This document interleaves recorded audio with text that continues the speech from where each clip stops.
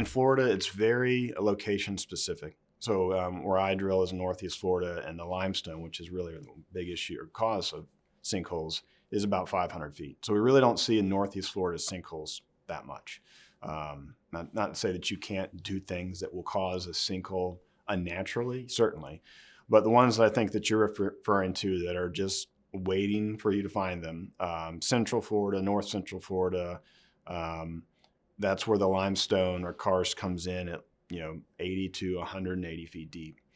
And if you're not prepared for that, or if you haven't set casing, or you haven't sealed off those unconsolidated formations, and you're drilling into this cavern or this potential cavern, and you lose the ability to raise things out, it starts to cave in. And that can happen within a matter of hours.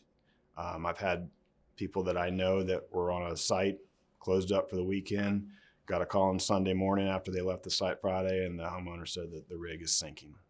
And then I have friends that while they were drilling mud rotary, lost circulation.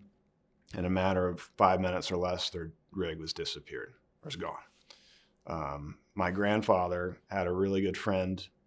This is decades ago, drilling Central Florida, and sinkhole opened up and swallowed the rig and him, and they never found either of them. And so again, they're a serious thing if you're not prepared for them, and if you're not thinking about, what could happen. You could get in a lot of trouble. There are times where you could prepare for everything and you could just be in the wrong spot. A sinkhole had been forming for who knows how long, and you tapped into it, vibration of the ground, and that can happen sometimes. But there are certain areas that most drillers know, okay, I'm being called to drill in this area. It's prone to sinkholes. I'm going to take these kind of steps in order to mitigate that. And again, it's not just because you have a sinkhole opening up, doesn't mean that you necessarily did something wrong. Sometimes it does. Don't get me wrong. Sometimes it can be completely your fault and 100% avoidable, but sometimes you just don't know. So it's something location specific, knowing the geology, knowing the capability of your equipment, sealing off that formation, and also when something happens, knowing what to do quickly. And sometimes you don't have time. A lot of people, I've never had one open up on me personally. We have some of our employees that had small ones open up, and they've described it as sounding like thunder.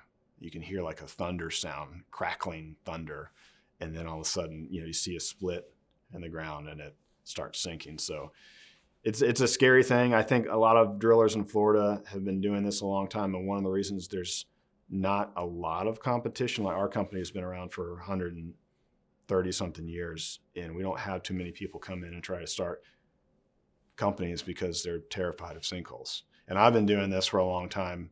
I'm terrified of sinkholes. So there's some legitimacy to that. But yeah, it's one of those things that it definitely weighs on my mind in certain areas of Florida for sure.